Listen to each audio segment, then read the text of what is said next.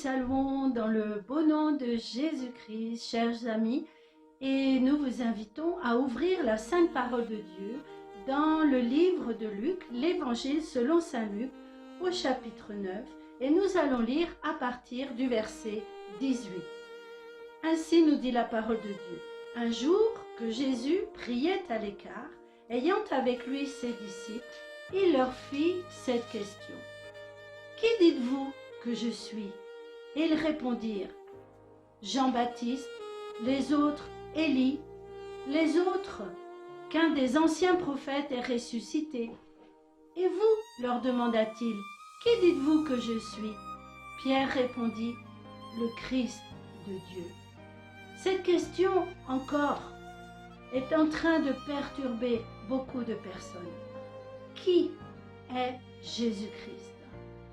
Déjà, à l'époque de Jésus-Christ, on se posait cette question sur son identité. Lorsque, dans l'évangile de Jean, au chapitre 4, il entre dans la synagogue de son village, Nazareth, qu'il prend le rouleau du livre d'Ésaïe et qu'il commence à porter cette parole, les gens se regardent. Ils voient en lui une grâce surnaturelle qu'ils n'ont jamais vue devant aucun leader religieux. Ils sont étonnés des paroles de grâce qui sortent de la bouche de Jésus.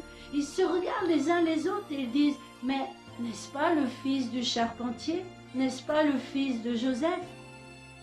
Plus tard, lorsque Jésus accomplira des miracles, certains diront « Non, mais c'est pas possible. C'est un démoniaque, il est rempli de démons. Comment fait-il toutes ces choses ?» Et d'autres disent de lui, mais non, aucun démoniaque n'a jamais pu faire de tels miracles. En Jean chapitre 8, nous voyons un groupe de religieux qui l'entourent et qui vont lui dire cette parole, nous ne sommes pas des fils illégitimes. Ils insinuent par là que Jésus est un fils illégitime, c'est-à-dire que Marie, sa mère, aurait eu une relation extra-conjugale. Dans ce même passage, l'un des religieux lui dira « Où est ton père ?» C'est-à-dire « On ne connaît pas ton père ». Dans Luc chapitre 24, au verset 19, nous voyons deux disciples de Jésus qui sont dans une infinie tristesse parce que Jésus vient d'être crucifié. Et ils se parlent entre eux et disent « Nous pensions qu'il allait nous libérer du joug romain. » Ils pensaient en effet que Jésus était un grand leader politique qui allait donner la vraie liberté au peuple juif qui était sous la férule de Rome. D'autres plus tard ont également vu en Jésus un grand leader politique. Certains ont vu en lui le premier des communistes puisqu'il a prêché le partage des biens et l'amour pour les pauvres. D'autres ont vu en lui un grand leader religieux et ils l'ont pris, ils l'ont mis à leur sauce, ils l'ont mis à leur combine comme ils le voulaient, ils l'ont arrangé comme ils voulaient.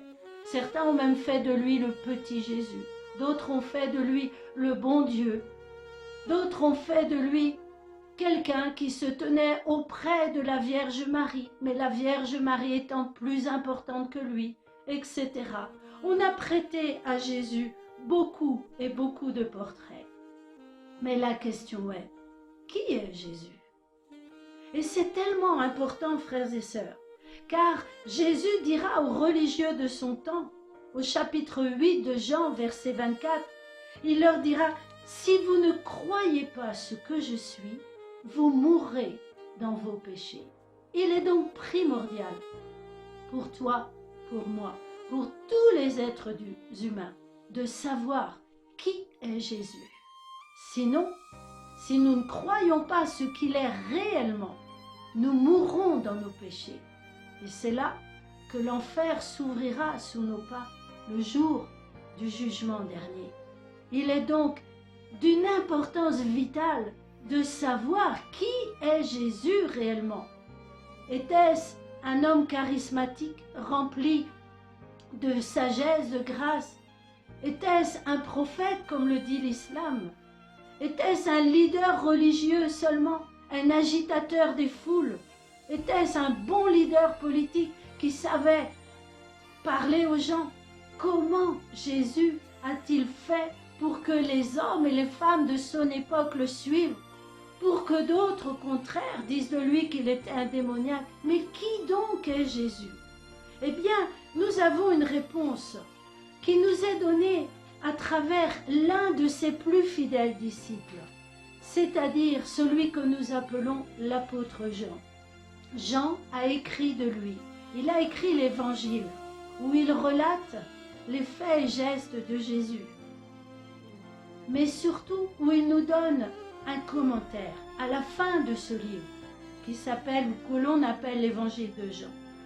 Il est dit en Jean chapitre 20 au verset 31, lorsque Jean achève son évangile, il termine ainsi, il dit « Mais ces choses ont été écrites afin que vous croyiez que Jésus est le Christ, le Fils de Dieu, et qu'en croyant, vous ayez la vie en son nom. » Qui donc est Jésus?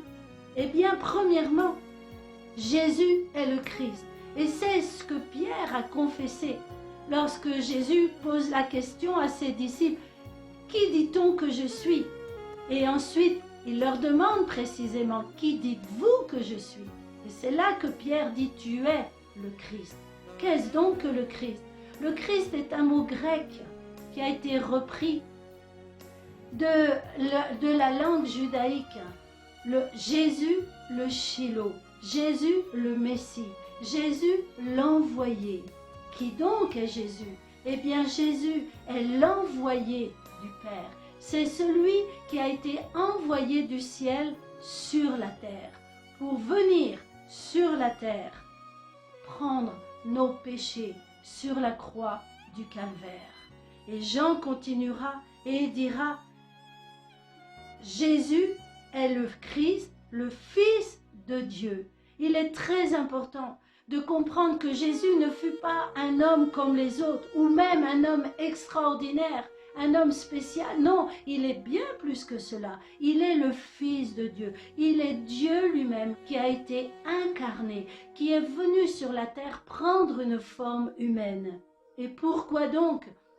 Eh bien, comme nous venons de le dire, pour prendre sur lui tous nos péchés. Pourquoi donc? Eh bien, Dieu est infiniment saint. Et toi et moi sur cette terre, nous ne sommes que des pécheurs. Comment donc pouvoir accéder au ciel après notre mort naturelle? Eh bien, il y a un seul moyen. Ce n'est ni par Bouddha, ce n'est ni par la Vierge Marie, ce n'est ni par un quelconque leader religieux, philosophique ou politique. Non, seul le moyen de Jésus-Christ nous conduit dans l'éternité céleste. Car Jésus a dit, je suis le chemin, la vérité et la vie. Et personne ne vient au Père que par moi.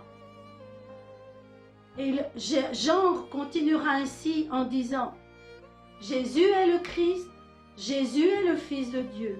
Et ces choses ont été écrites afin qu'en croyant, vous ayez la vie en son nom.